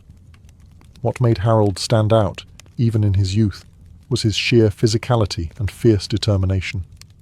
Later sagas describe him as unusually tall, perhaps over 6 feet, towering above most men of his time, with piercing eyes and a commanding presence. By the time he was a teenager, he was said to be restless, bold, and already skilled with weapons. His half-brother Olaf, ambitious to secure Norway under one crown, became both an inspiration and a protector. Yet Harald's childhood was far from safe. To grow up in a royal household in 11th century Norway meant living under constant threat. Alliances shifted like tides, and enemies were never far away. For Harald, this environment fostered resilience and ambition. He was not destined to live quietly on his father's lands. He was shaped to fight, to lead, and to carve out a place in a violent world. In Harald's birth, we see the emergence of a figure who embodied the last great wave of Viking ambition. He was the younger son, not expected to inherit much, but fate had larger plans. From the moment he was born, Harald's life was set on a course of blood, exile and conquest, a saga that would stretch across continents and end in one of the defining battles of the Viking Age. By the summer of 1030, Harald was only 15 years old, but already he found himself marching toward one of the most decisive battles in Norway's history. His half-brother, Olaf Haraldsson, later canonized as Saint Olaf, had been ousted from the throne by a coalition of Norwegian chieftains allied with the powerful Danish king Knut the Great. Olaf, determined to reclaim his crown, gathered loyalists for a desperate campaign to retake Norway. Among them was young Harald, eager to prove himself in battle. The armies met at Stiklestad, a rural valley that would forever be etched into legend. On one side stood Olaf and his faithful warriors, many of them drawn from the smaller clans still loyal to his rule. On the other, an overwhelming force of rebels supported by Denmark, eager to see Olaf fall once and for all. The odds were grim, yet Harald refused to be left behind. Armed with sword and shield, he entered the shield wall alongside hardened veterans, the fate of his brother, and perhaps his own destiny, hanging in the balance. The battle was brutal and chaotic. Spears clashed against shields, arrows darkened the sky, and war cries echoed through the valley. Olaf fought valiantly, but was struck down during the melee, his death later remembered as martyrdom for Christianity in Norway. Harald, though barely more than a boy, fought fiercely at his brother's side until he too was struck with grievous wounds. Cut and bleeding, he fell amid the carnage, but unlike Olaf, he survived. His survival, however, meant exile. With Olaf dead and the rebellion victorious, Harald could not remain in Norway. If captured, he would likely have been executed, another casualty of dynastic struggle. Instead, he fled eastward with a handful of loyal companions, leaving behind his homeland and family. The Battle of Stiklestad was both a crushing defeat and a strange beginning for Harald. It robbed him of his brother, his home, and his immediate future in Norway. Yet it also propelled him onto the world stage. Forced into exile, he would wander farther than almost any Viking before him, to Kiev, Constantinople, Sicily, and beyond, carrying with him the scars of Stiklestad and the burning ambition to one day return as more than just a survivor. After the blood-soaked fields of Stiklestad, Harald Hardrada was a fugitive. Norway was closed to him, and Knut's dominion stretched wide across Scandinavia. For a young warrior with ambition as vast as Harald's, exile was not an end, but an opening. With a band of loyal men, he turned east across the forests and rivers of Sweden, until he reached the glittering court of Prince Yaroslav the Wise in Kiev. Yaroslav's court was a crossroads of cultures. Slavs, Norsemen, Greeks, and steppe nomads mingled in the bustling capital. To Harald, it was a place of opportunity. He offered his sword to Yaroslav and soon gained a place among the prince's elite warriors. The sagas describe Harald as bold and commanding, and even in his youth, his charisma drew men to follow him. Yet Kiev was only a stepping stone. Harald sought adventure, riches, and renown beyond anything Scandinavia could offer. From Kiev, he travelled south to the great empire of Byzantium. Arriving in Constantinople, Miklagard, the great city, as the Norse called it, Harald entered the service of the Varangian Guard, the emperor's elite corps of foreign warriors. These men, famed for their loyalty and ferocity, were often recruited from the Norse world, and Harald quickly rose among them. His height, presence, and battle-tested courage made him stand out, even in a brotherhood of hardened killers. For nearly a decade, Harald fought under the banners of Byzantium. He sailed to Sicily, battling Arab forces. He marched through Asia Minor, clashing with enemies of the empire. He even fought in the Holy Land, guarding pilgrims and securing routes for the emperor. The sagas, never modest in their praise, claim he fought 80 battles during these years, earning both wealth and scars. The Varangian Guard was more than a military unit. It was a brotherhood bound by oath and fortune. Harald's service brought him immense riches, gold, jewels, and silks from the empire's treasuries, wealth he carefully stored away with Yaroslav in Kiev for his eventual return to Norway. But just as important as treasure was reputation. Harald's name became known far beyond Scandinavia. He was no longer just the boy who had fled Stiklestad. He was a commander of the Emperor's Guard, a man who had carved his legend across the Mediterranean. Exile had turned into opportunity. In Constantinople, Harold became more than a dispossessed prince. He became a warrior of renown, his saga growing with each campaign, his ambition burning hotter than ever. Harold's years in Constantinople transformed him from a wounded exile into a seasoned commander. To the Byzantines, he was known not as Harold, but as Araltes, and within the Varangian Guard, he quickly distinguished himself for his cunning and ferocity.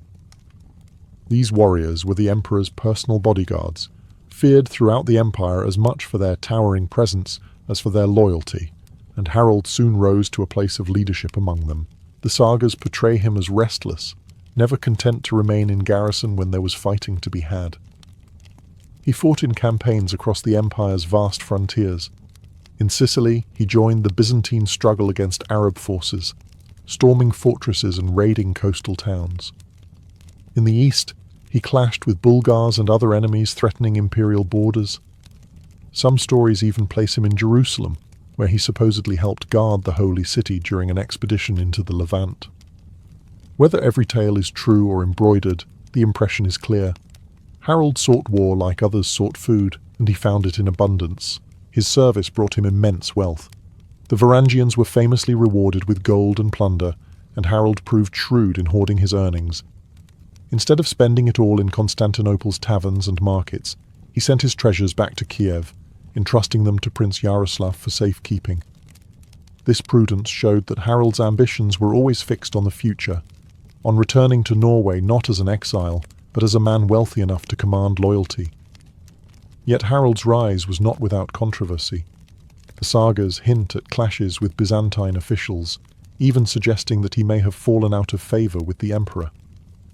One tale accuses him of imprisoning a noblewoman or overstepping his authority, forcing him to flee the empire under strained circumstances. Whether exaggerated or not, the stories capture Harold's character: bold, willful, and unwilling to bend, even to emperors. By the time he left Constantinople around 1042, Harold was no longer the boy who had limped from Stiklestad. He had become a hardened commander, a man who had seen the wealth of empires and tested himself against the strongest foes of his age. Gold filled his coffers, scars lined his body, and ambition drove his heart. The exile had been tempered in fire, and now Harold Hardrada was ready to reclaim his destiny. By the early 1040s, Harold Hardrada had everything a Viking prince could want: gold, renown, and battle-forged authority. What he lacked was the one thing he had been chasing since his youth: a throne. With the wealth he had carefully stored in Kiev and the prestige of his Byzantine campaigns, Harold returned to the north, determined to carve out his rightful place in Scandinavia. His first stop was Kiev, where he reclaimed the treasures he had entrusted to Prince Yaroslav the Wise. But his ties to Yaroslav went deeper than gold. During his years abroad, Harold had married Yaroslav's daughter, Elisiv, cementing a powerful alliance with the Kievan court. With his wife and riches at his side, Harold sailed back toward Norway, ready to challenge the political order that had excluded him for more than a decade. At this time, Norway was under the rule of King Magnus the Good, the illegitimate son of Harold's half-brother, Saint Olaf. Magnus was respected and capable, but Harold saw an opportunity. He claimed his share of the kingdom as Olaf's surviving brother, leveraging both bloodline and the immense wealth he had brought home. Magnus could not ignore Harold's challenge, especially since Harold had also gathered support in Denmark and Sweden. The confrontation did not end in bloodshed, however. Instead, the two men agreed to share the throne, ruling Norway as co-kings. It was an uneasy arrangement, full of rivalry and suspicion. Harold, older and far more experienced, was impatient with Magnus's authority, while Magnus, wary of Harold's ambition, kept a careful watch on his uncle. Yet this compromise allowed Harold to re-establish himself in Norway, without plunging the kingdom into outright civil war.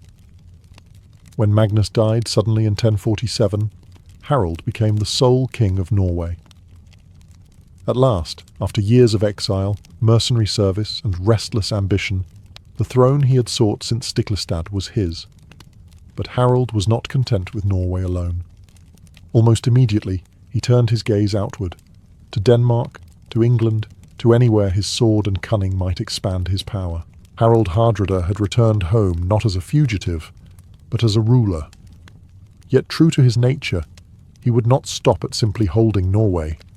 For Harold, kingship was only the beginning of a saga that would soon stretch across northern Europe, and eventually bring him face to face with destiny on an English battlefield. Harold Hardrada was never satisfied with simply being King of Norway. From the moment he secured the throne in 1047, he turned his attention to Denmark, a kingdom with which Norway had long been locked in rivalry. To Harold, ruling Norway was not enough. He wanted the full legacy of his Viking forefathers, the North Sea Empire that once bound Denmark, Norway, and even England together under one crown. His adversary was King Svein Estridsson, a cunning and resilient ruler who had already weathered the storm of Magnus the Good. With Magnus dead, Harold launched campaign after campaign against him. For nearly 2 decades, the two kings waged an exhausting struggle, raiding, counter-raiding, and battling for supremacy across the seas. Harold's fleet struck the Danish coastlines relentlessly, burning villages, seizing livestock, and terrorizing Svein's subjects in an effort to undermine his support. The sagas describe Harold as merciless in these wars, earning his title Hardrada, the hard ruler. He was a man who ruled through iron will and iron sword, punishing disloyalty and driving his men with ruthless discipline. Yet despite his ferocity, Denmark proved stubborn. Svein always seemed able to recover, rallying his forces and striking back when Harold's fleets withdrew. The conflict became less about decisive victories and more about wearing the other side down. Naval battles played a central role.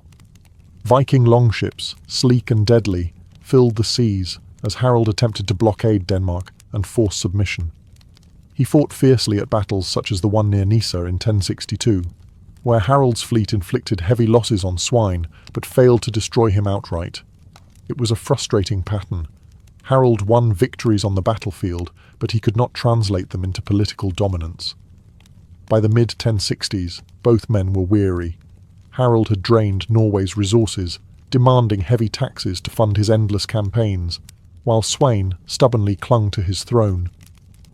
In 1064, the two finally reached a truce, recognizing each other's rule and ending the destructive stalemate. For Harold, it was a bitter compromise. He had dreamed of uniting Norway and Denmark, but instead he was forced to settle for peace without conquest. Yet Harold's ambition did not cool. If Denmark could not be his, perhaps England could. Rumours of opportunity across the sea soon caught his ear, and Harold Hardrada, true to his restless nature, prepared to gamble everything on one final daring invasion. By the early 1060s, Harold Hardrada had fought in the east, ruled in the north, and challenged Denmark in endless war. Yet his ambition still burned. When word came that the English throne might be within his grasp, Harold seized upon it as the ultimate prize, a chance to restore the old Viking legacy of England as part of a northern empire. The pretext came through family ties and politics. The Danish king, Canute the Great, had once ruled England as well as Denmark and Norway, creating a vast North Sea dominion. Though that empire had fragmented after his death, Harold believed he still had a legitimate claim, inherited through treaties made between Magnus the Good and Harthacnut of Denmark. When Harthacnut died in 1042, Magnus had briefly styled himself King of England. After Magnus's death, Harold declared that his right to England had passed to him. It was a claim built on tenuous legal strings, but Harold was not a man to let paperwork stop him. Opportunity arose in 1066. King Edward the Confessor of England died without a clear heir, sparking a crisis of succession. Harold Godwinson, the powerful Earl of Wessex, seized the crown. But rivals immediately challenged him. William, Duke of Normandy, claimed Edward had promised him the throne, and Harold Hardrada saw his own chance to press his inherited claim by force. Harold's bid was not made alone. Tostig Godwinson, Harold's own estranged brother, had been exiled from England and sought revenge. Tostig allied with Harold, promising support and urging him to invade.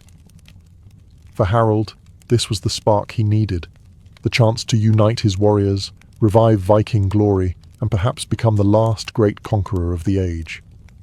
In the summer of 1066, Harold gathered a massive fleet, some sources claim nearly 300 ships, and sailed for England.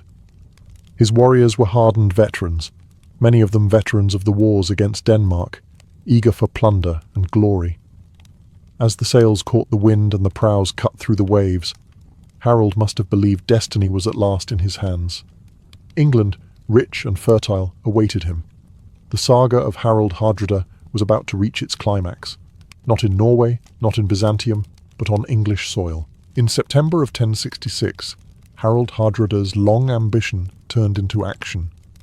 With a fleet of hundreds of ships and thousands of men, he crossed the North Sea to stake his claim on the English crown. At his side was Tostig Godwinson, the bitter exiled brother of Harold, the newly crowned King of England.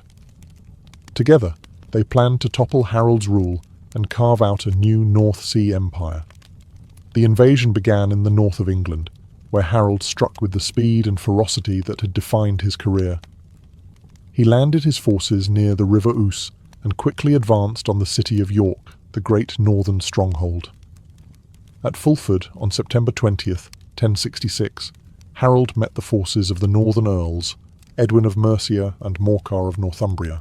The battle was fierce, but Harold's veterans proved unstoppable. His disciplined warriors drove the English back, crushing their resistance. The victory was decisive. York submitted, and the gates of northern England seemed open to him. After decades of war, exile, and ambition, Harold stood on the brink of triumph. Flush with victory, he began to organize his hold on the north. Demands of loyalty were taken, hostages secured, and supplies gathered. Harold was confident enough to send part of his fleet back toward Norway, believing the campaign was nearly won. With York under control, he expected the English crown would soon be his, but fate moved faster than he anticipated. King Harold Godwinson, who had been preparing to face William of Normandy in the south, marched his army north at breakneck speed. Covering nearly 200 miles in less than a week, Harold caught Harold Hardrada completely off guard.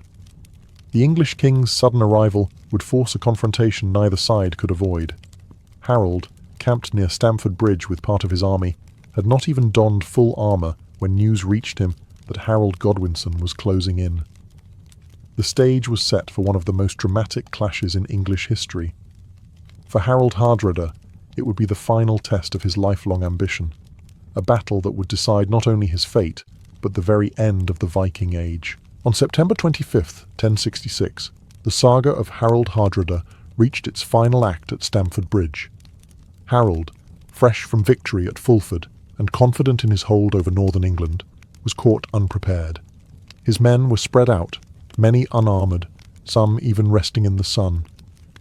They expected negotiations with York, not the sudden arrival of Harold Godwinson's army, which had marched north at incredible speed. The clash began with a desperate defence. According to legend, a single giant Norse warrior held the bridge against waves of English soldiers, cutting them down until he was finally killed from beneath by a spear thrust through the planks.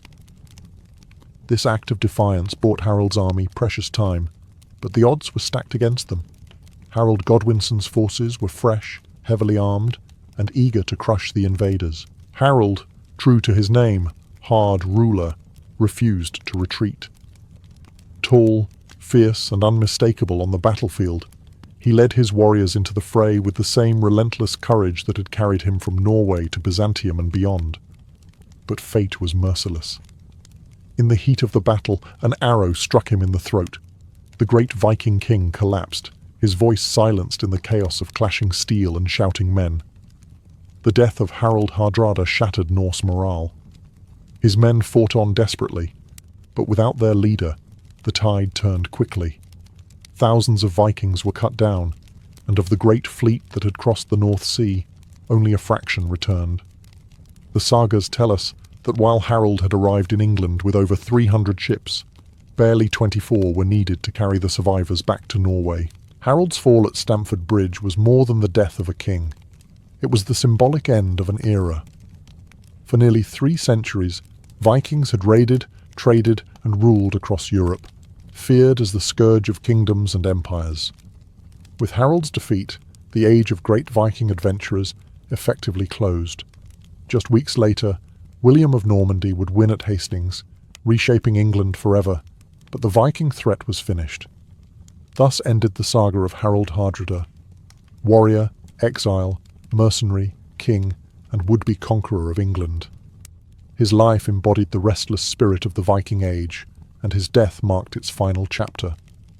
After Stamford Bridge, the world of Europe moved on, but Harold's legend, fierce, ambitious and unyielding, lived on in the sagas that still call him the last great Viking king.